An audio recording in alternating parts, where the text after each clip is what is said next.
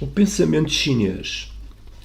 Quando o budismo chegou à China, por volta do século I d.C., deparou com uma cultura de mais de 2000 anos. Nesta antiga cultura, o pensamento filosófico atingira o seu máximo durante os finais do período Shou, cerca de 500 a 221 a.C. A época de ouro da filosofia chinesa, e desde essa altura o seu nível permaneceu esplendoroso. Desde o seu início, que esta filosofia apresenta dois aspectos complementares. Os chineses, sendo um povo essencialmente prático e com uma elevada consciência social, tinham todas as suas escolas filosóficas orientadas, de uma forma ou de outra, para uma vida em sociedade, relações humanas, valores morais e prática política. No entanto, este é apenas um aspecto do pensamento chinês.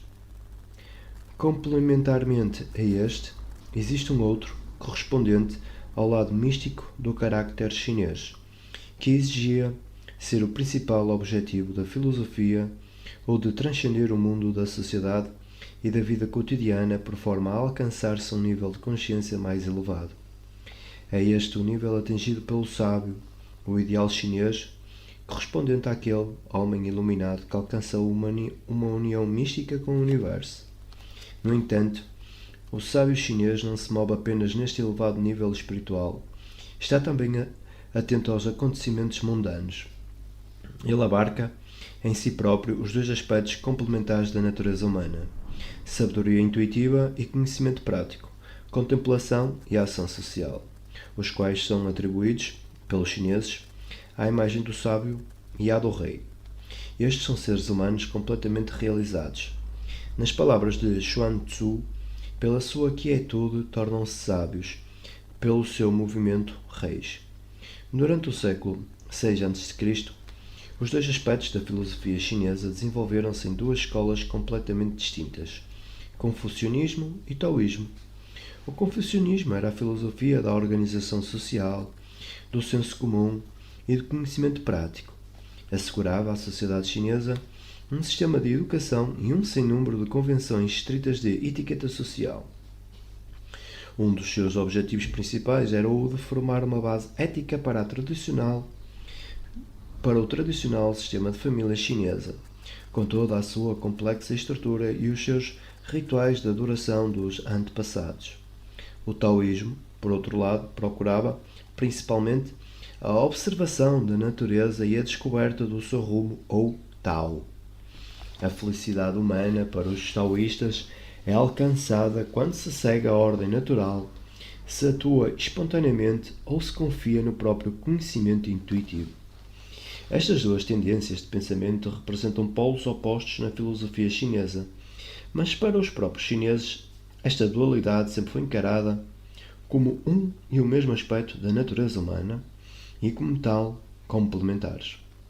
O confucionismo era enfatizado na educação de crianças que tinham de aprender as regras e convenções necessárias à vivência em sociedade, enquanto o taoísmo era seguido por grupos etários mais idosos, por forma a recuperarem e desenvolverem a espontaneidade original que fora destruída pelas convenções sociais. Nos séculos XI e XII, a escola neoconfucionista tentou uma síntese do confucionismo, budismo e taoísmo, a qual deu origem à filosofia de Zhu Zi, um dos maiores pensadores chineses. Zhu Zi era um extraordinário filósofo que combinou a sabedoria confuciana com uma grande compreensão do budismo e do taoísmo, tendo incorporado elementos destas tradições nas suas sínteses filosóficas. O confucionismo deriva o seu nome do Kung Fu Tzu, ou Confúcio, um professor com muita influência e com um largo número de estudantes que viu nele a função de transmitir a antiga herança cultural aos seus discípulos. No entanto, fez mais que transmitir conhecimentos, interpretando as ideias tradicionais à luz dos seus conceitos morais.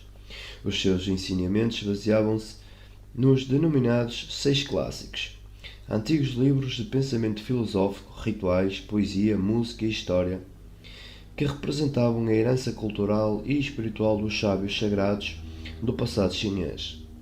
A tradição chinesa associou Confúcio com todas estas obras, quer como autor, comentador ou editor, mas de acordo com a moderna cultura ele não encarnava nenhum destes papéis relativamente aos clássicos.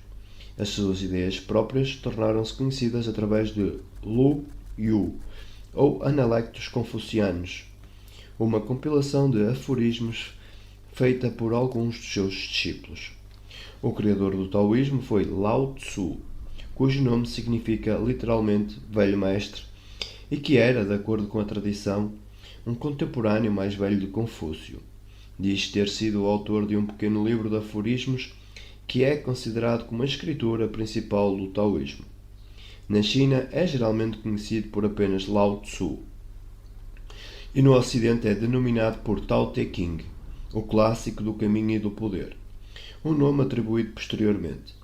Mencionei já o estilo paradoxal e a poderosa linguagem poética usada neste livro, que Joseph Needham considera ser, sem exceção, a obra mais profunda e bela existente em língua chinesa.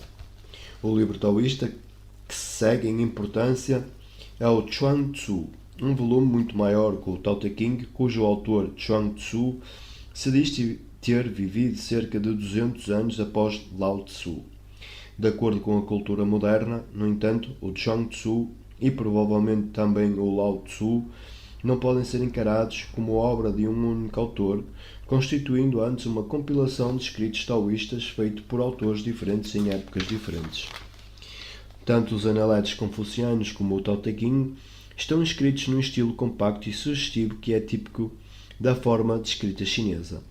A mente chinesa não era dada ao pensamento lógico abstrato, dando origem a uma linguagem diferente da que se desenvolveu no Ocidente. Muitas das suas palavras podem ser usadas como substantivos, adjetivos ou verbos, e a sua sequência não é apenas ditada por regras gramaticais, mas também pelo conteúdo emocional da frase. A palavra chinesa clássica era muito diferente de um símbolo abstrato representando um conceito claramente delineado. Era mais um símbolo que possuía forte poder sugestivo, trazendo ao espírito um complexo conjunto de imagens e emoções indeterminadas. A intenção do orador era a de não só expressar uma ideia intelectual, como também afetar e influenciar o ouvinte. Correspondentemente, o carácter escrito não era apenas um símbolo abstrato, mas antes um padrão orgânico, um gestalt, que preservava o complexo conjunto de imagens e o poder sugestivo da palavra. A linguagem em que os filósofos chineses se expressavam era bastante adequada para o seu modo de pensamento. A sua escrita e máximas podiam ser curtas e inarticuladas, sendo, no entanto, ricas em imagens sugestivas. É óbvio que a maior parte deste sentido visual se perde quando traduzido para outra língua. A tradução de uma frase do Tao Te Ching, por exemplo, apenas pode indicar o rico complexo de ideias contido no original, sendo esta a razão pela qual diferentes traduções deste controverso livro dão origem a textos completamente diferentes. Como disse Fung Yulan, é necessária a combinação de todas as traduções já feitas e de todas as que ainda não foram, para revelar a riqueza do Lao Tzu e dos Analectos Confucianos na sua forma original. Os chineses, tal como os indianos, acreditavam na existência de uma realidade última que está subjacente e unifica a multiplicidade de coisas e acontecimentos que observamos. Existem as três formas: completo, todo abarcante, o todo. Estas palavras são diferentes, mas a realidade nelas contidas é a mesma, refere-se à coisa única. Chamavam a esta realidade o Tao, que significa, originariamente, o caminho. É o caminho, ou o processo, do universo, a ordem da natureza. Em tempos mais recentes, os confucionistas deram-lhe uma interpretação diferente. Falavam acerca do Tao do homem ou do Tao da sociedade humana. E interpretavam-no como a forma correta de vida num sentido moral. No seu sentido cósmico, o Tao é a realidade última e indefinível e como tal é o equivalente hindu de Brahman e do Dharmakaya budista. No entanto, difere destes conceitos indianos pela sua qualidade intrinsecamente dinâmica, que do ponto de vista chinês é a essência do universo. O Tao é o processo cósmico no qual todas as coisas estão envolvidas. O mundo é tido como um fluir contínuo de mudanças. O budismo indiano, com a sua doutrina de mutabilidade, possui uma visão bastante similar, usando-a, no entanto, como uma simples premissa básica da condição humana, perseguindo assim na elaboração das suas consequências filosóficas. Os chineses, por outro lado, não só acreditavam que o fluir e a mudança eram as características essenciais da natureza, como também na existência de padrões constantes nessas mudanças, prontas a serem observadas por homens e mulheres. O sábio reconhece estes padrões e dirige a sua ação concordantemente. Desta forma, ele torna-se uno com o Tao, vivendo em harmonia com a natureza e tendo sucesso em tudo o que empreende. Nas palavras do Huai Nan-tzu, um filósofo do segundo século a.C., aquele que se conforma com o percurso do Tao, adotando os processos naturais do céu e da terra, acha fácil lidar com todo o mundo. Quais são, então, as características do caminho cósmico que devem ser reconhecidas pelos seres humanos? As características do Tao são a sua natureza cíclica e o seu movimento e mudança incessantes. O retorno é o movimento do Tao, diz Lao Tzu, e progredir significa retroceder. A ideia envolvida é que todos os envolvimentos na natureza, aqueles do mundo físico e os das situações humanas, exibem características cíclicas oscilantes de expansão e contração. Esta ideia tinha, sem dúvida, a sua origem nos movimentos do Sol e da Lua e nas mudanças sazonais, sendo posteriormente tomadas como regras de vida. Os chineses creem que sempre que uma situação se desenvolve até ao seu extremo, está destinada a tornar-se no seu oposto. Esta crença básica fornece-lhes, em tempos de desgraça e crise, coragem e perseverança e torna-os cautelosos e modestos em tempos de bonança e sucesso. O sábio, diz Lao Tzu, evita o excesso, a extravagância e a indulgência. Na perspectiva chinesa, é preferível possuir muito pouco a possuir em demasia, e é melhor não fazer certas coisas do que excedê-las, porque, apesar de por este meio não ser possível alcançar muito longe, tem-se pelo menos a certeza que se segue na direção correta. Tal como o homem que quer ir mais e mais longe em direção ao Oriente, acaba por chegar ao Ocidente. Também aqueles que acumulam mais e mais dinheiro, por forma a aumentarem a sua riqueza, acabarão por ficar mais pobres.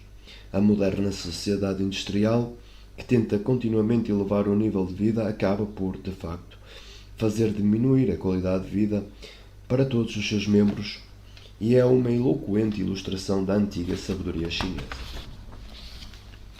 A noção de padrões cíclicos na dinâmica do Tao foi dada uma estrutura bem definida pela introdução dos polos opostos, o Yin e Yang. São eles que impõem os limites para os ciclos de mudança.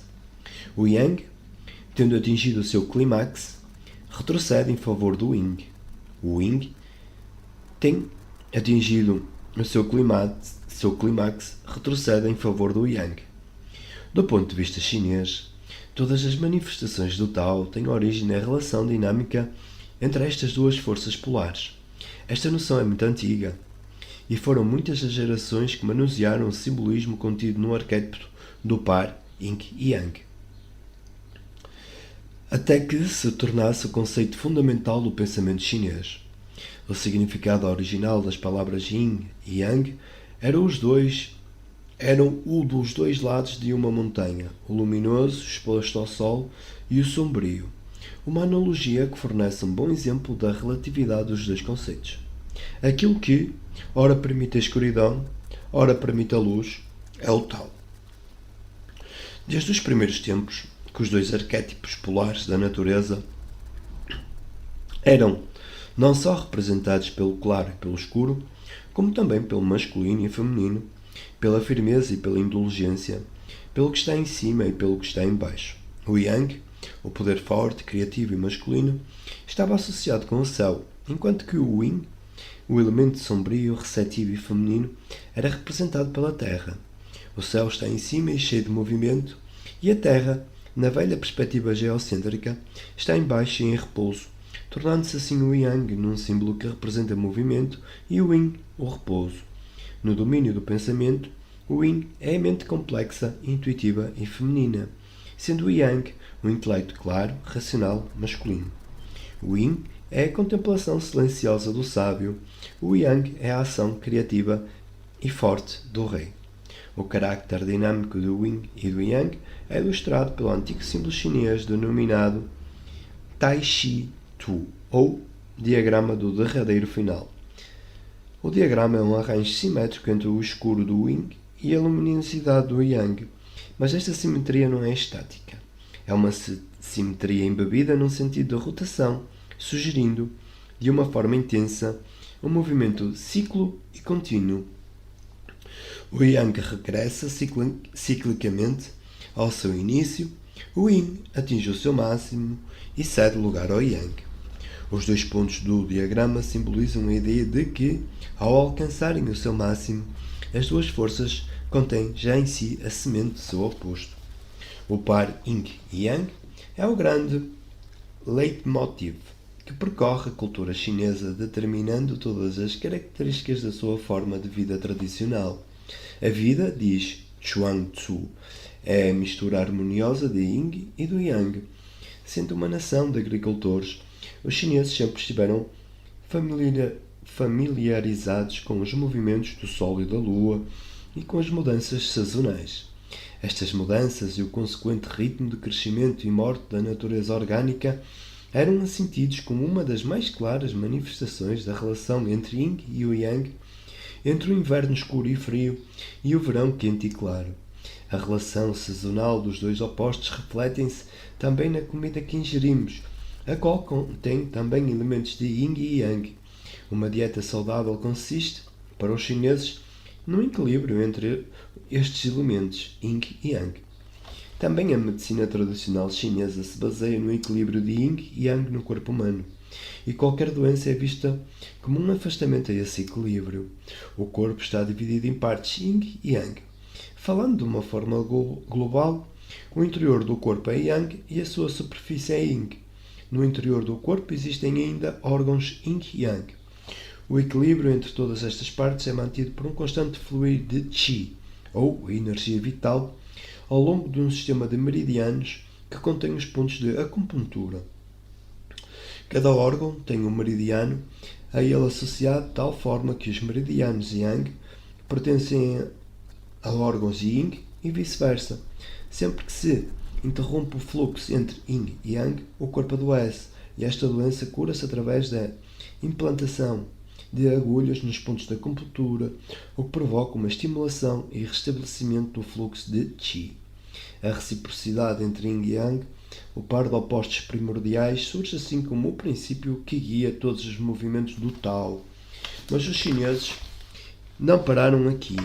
Continuaram a estudar e a estabelecer várias combinações de Yin e Yang que desenvolveram num sistema de arquétipos cósmicos. Este sistema encontra-se delineado no I Ching, ou Livro das Mudanças. O Livro das Mudanças é o principal dos 6 clássicos confucianos e deve ser considerado como a obra que se situa no centro do pensamento e da cultura chinesa. A autoridade e estima que tem gozado na China durante milhares de anos é apenas comparável com as sagradas escrituras de outras culturas, como os Vedas ou a Bíblia. O consagrado sinólogo Richard Wilhelm iniciou a introdução do I Ching com as seguintes palavras. O Livro das Mudanças, I Ching em chinês, é, sem dúvida, um dos livros mais importantes na literatura mundial. A sua origem retrocede à antiguidade mítica e tem ocupado a atenção dos mais eminentes académicos chineses até aos tempos presentes. Quase tudo o que é mais importante e significativo nos 3.000 anos de cultura e histórias chinesas teve a sua inspiração neste livro, ou então exerceu uma forte influência na interpretação deste texto. Assim, pode afirmar-se com segurança que esta sabedoria milenária foi empregue na construção do I Ching.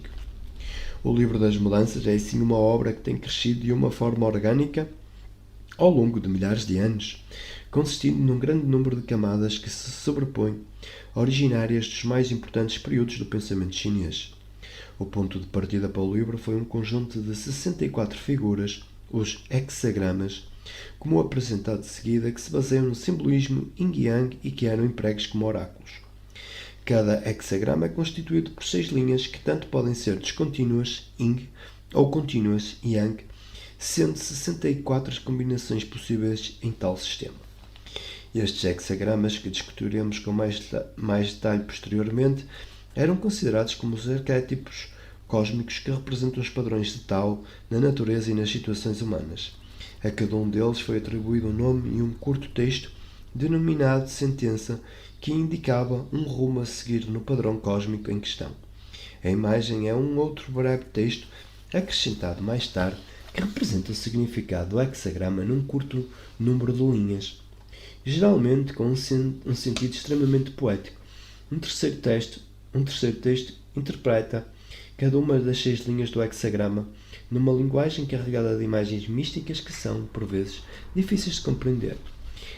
Estas 3 categorias de texto são os elementos básicos do livro empregues na adivinhação. Um elaborado ritual envolvendo 50 hastes de milófilo era usado por forma a determinar o hexagrama, correspondente para a situação pessoal do inquiridor. O que se pretendia era tornar visível, na forma do hexagrama, o padrão cósmico do momento e, a partir do oráculo, estabelecer qual a ação apropriada a tomar. Nas mudanças, existem imagens para revelar, existem julgamentos a interpretar, a boa e a má sorte são determinadas para decidir. O propósito da consulta I Ching era, assim, não só conhecer o futuro, mas antes descobrir a disposição da situação presente, por forma a que a ação correta pudesse ser tomada. Esta atitude elevou o I Ching acima do nível da simples adivinhação, tornando-se num livro de sabedoria. O uso do I Ching como um livro de sabedoria é, de facto, mais importante que o seu uso como oráculo. Tem inspirado as mentes dominantes na China através dos tempos, destacando-se Lao Tzu, que retirou alguns dos seus mais profundos aforismos desta fonte. Confúcio estudou intensamente e a maioria dos comentários existentes no texto, que formam a última Seratum, tem origem na sua escola. Estes comentários, as denominadas 10 asas, combinam a interpretação estrutural dos hexagramas com as explicações filosóficas. No âmago dos comentários de Confúcio, como no próprio I Ching, está o salientar dos aspectos dinâmicos de todos os fenómenos. A incessante transformação de todas as coisas é a principal mensagem do Livro das Mudanças. As mudanças são um livro, ao qual não se pode estar alheio. O seu Tao está em permanente mudança, alteração, movimento sem repouso, fluindo através de 6 lugares vazios, elevando-se e afundando-se sem leis definidas.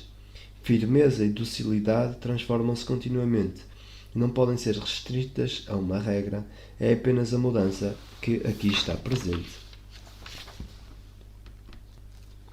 O Taoísmo. Das 2 principais correntes de pensamento chinês, Confucionismo e Taoísmo, a última é aquela que tem o maior cariz místico, sendo assim a mais relevante para a nossa comparação com a física moderna. Tal como o hinduísmo e o budismo, o taoísmo está relacionado com a sabedoria intuitiva em vez do conhecimento racional. Compreender as limitações e relatividade do mundo do pensamento racional é para o taoísmo, basicamente, uma forma de libertação e, neste contexto, comparável com o yoga ou Vedanta do hinduísmo, ou com os 8 caminhos de Buda. No âmbito da cultura chinesa, a libertação taoísta significou, mais especificamente, um abandonar das regras estritas das convenções. A desconfiança no conhecimento convencional e no raciocínio é mais forte no taoísmo do que em qualquer outra filosofia oriental. Baseia-se na sólida crença do que o intelecto humano nunca poderá compreender o Tao. Nas palavras de Chuang Tzu, o conhecimento mais profundo não se compreende necessariamente a si próprio. O raciocínio não torna os homens mais sábios. Os sábios são contra ambos estes métodos. O livro de Chuang Tzu está repleto de passagens que refletem o desdém taoísta pelo raciocínio e argumentação. Assim, ele afirma: um cão não é bom, considerado apenas porque ladra bem, e um homem não é bom, considerado apenas por ser bem falante. E ainda, a disputa é prova de uma visão pouco clara. O raciocínio lógico era considerado pelos taoístas como sendo uma parte do mundo artificial do homem, conjuntamente com a etiqueta social e os princípios morais. Eles não se interessavam por este mundo, concentrando assim toda a sua atenção na observação da natureza, por forma a conseguirem discernir as características de Tao. Assim, desenvolveram uma atitude essencialmente científica e apenas a sua profunda desconfiança no método analítico os impediu de construírem teorias científicas concretas. Apesar de tudo, a cuidadosa observação da natureza, combinada com uma forte intuição mítica, levou os sábios taoístas a discernimentos profundos, os quais são confirmados pelas modernas teorias científicas. Um dos aprofundamentos espirituais taoístas mais importantes foi o de se aperceberem que a transformação e a mudança são características essenciais da natureza. Uma passagem de Chuang Tzu mostra, claramente, como a importância fundamental da mudança é revelada pela observação do mundo orgânico. Na transformação e crescimento de todas as coisas, todo o rebento e qualidade tem a sua forma própria. É nisto que reside o seu amadurecimento gradual e decaimento, o fluir constante da transformação e mudança. Os taoístas viam todas as transformações da natureza como manifestações de uma reciprocidade dinâmica entre os opostos polares Yin e Yang, apercebendo-se assim que cada par de opostos constitui uma relação onde cada um dos polos está dinamicamente ligado ao outro. Para o pensamento oriental, esta ideia implícita de unidade de todos os opostos é extremamente difícil de aceitar. Parece-nos paradoxal que valores e conhecimentos que sempre acreditamos serem opostos sejam, de facto, aspectos de uma mesma realidade. No Ocidente, no entanto, sempre se considerou como essencial para a elevação a um estado iluminado ir para além dos opostos terrestres, e na China a relação de polaridade de todos os opostos reside nas próprias bases do pensamento taoísta. Assim, Chuang Tzu afirma: o isto é também aquilo, o aquilo é também isto. A essência do Tao é que isto e o aquilo cessem de ser opostos. Apenas esta essência, atuando como um eixo, é o centro de um círculo que representa a mudança incessante. A partir da noção que os movimentos do Tao são uma ação combinada e sem fim entre os opostos, os taoístas deduziram duas regras básicas na conduta humana. Sempre que se queira alcançar algo, deve-se começar pelo seu oposto. Assim, Lao Tzu, por forma a contrariar algo, deve-se primeiro tentar expandir. Por forma a enfraquecer, deve-se certamente fortalecer primeiro. Por forma a derrotar, deve-se exultar primeiro. Por forma a tirar, deve-se dar primeiro. A isto se chama subtil sabedoria. Por outro lado, sempre que se queira reter algo, deve aí admitir-se alguma coisa que seja o seu oposto. Dobra-te e permanecerás ereto. Esvazia-te e permanecerás cheio. Usa-te e permanecerás novo. Este é o modo de vida do sábio que alcançou um ponto de vista iluminado, uma perspectiva a partir da qual a relatividade e polaridade de todos os opostos é claramente aprendida. Estes opostos incluem os conceitos básicos de bem e de mal, os quais estão interrelacionados da mesma forma que Yin e Yang. Ao conhecer a relatividade de bem e mal, e assim a todos os pressupostos morais, o sábio taoísta não luta pelo bem, tenta assim manter um equilíbrio dinâmico entre os dois conceitos. Chuang Tzu é bastante claro ao referir-se a este ponto. Os ditados: não devemos nós seguir e honrar o bem e não ter nada a ver com o mal. E não devemos nós seguir e honrar aqueles que asseguram um bom governo e não ter nada a ver com aqueles que produzem a desordem? Mostram uma vontade de relacionamento com os princípios do céu e da terra e com as diferentes qualidades das coisas. É como seguir e honrar o céu e não ter em conta a terra. É como seguir e honrar o yin e não ter em conta o yang. É claro que tal rumo não pode ser efetuado. É espantoso que, ao mesmo tempo que Lao Tzu e os seus discípulos desenvolviam a sua visão do mundo, as características essenciais da visão taoísta eram também ensinadas na Grécia, por um homem cujos ensinamentos são por nós, hoje conhecidos, apenas de uma forma fragmentada e que era, e ainda é, muitas vezes incompreendido. Este taoísta grego era Heráclito de Éfaso. Ele partilhava com Lao Tzu não só a noção de mudança contínua, expressa na sua máxima, tudo flui, mas também o conceito de que todas as mudanças são cíclicas. Ele comparava a ordem no mundo a um fogo sempre eterno, qual fênix renascida das cinzas. Uma imagem que é realmente semelhante à ideia chinesa de Tao, ao manifestar-se numa relação cíclica entre Yin e Yang. É fácil verificar como o conceito de mudança, uma reciprocidade dinâmica de opostos, levou Heráclito, tal como Lao Tzu, à descoberta de que todos os opostos são polares e, por isso mesmo, unidos. O percurso que leva ao topo e à base é um único e mesmo.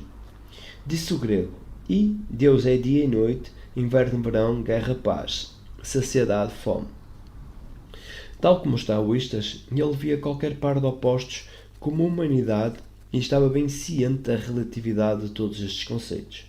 Novamente, as palavras de Heráclito: as coisas frias aquecem-se a si mesmas, o calor arrefece, o orvalho seca, o ressequido torna-se molhado. Lembram-nos vivamente as de Lao Tzu: o fácil dá origem ao difícil, a ressonância, a harmonização, o seguinte procede o anterior. É bastante surpreendente que seja pouco conhecida a grande semelhança de visões do mundo destes dois sábios do século VI a.C. Heráclito é frequentemente relacionado com a física moderna, mas raramente com o taoísmo. E, no entanto, é esta última filosofia que ilustra o fato de a sua interpretação do mundo ser a de um místico, colocando assim, na minha opinião, numa perspectiva correta ou paralelo entre as suas ideias e as da física moderna. Quando mencionamos o conceito taoísta de mudança, convém referir que esta mudança não é tida como consequência de uma qualquer força, mas antes como uma tendência que é inerente a todas as coisas e situações. Os movimentos de Tao não lhe são impostos, ocorrendo natural e espontaneamente. Espontaneidade é o princípio da ação de Tao, e como a conduta humana deve ser modelada pela atuação do Tao, a espontaneidade deve também ser uma característica de todas as ações humanas. Atuar em harmonia com a natureza é, sim, para os taoístas, atuar de uma forma espontânea de acordo com a natureza de cada um. Significa ter confiança na inteligência intuitiva própria, a qual é inerente à mente humana da mesma forma que as leis da mudança são inerentes a todas as coisas que nos rodeiam. As ações do sábio taoísta surgem assim da sua sabedoria intuitiva, espontaneamente e em harmonia com o meio que o cerca. Ele não necessita de se forçar ou forçar alguma coisa em seu redor. Adapta simplesmente as suas ações aos movimentos do Tao.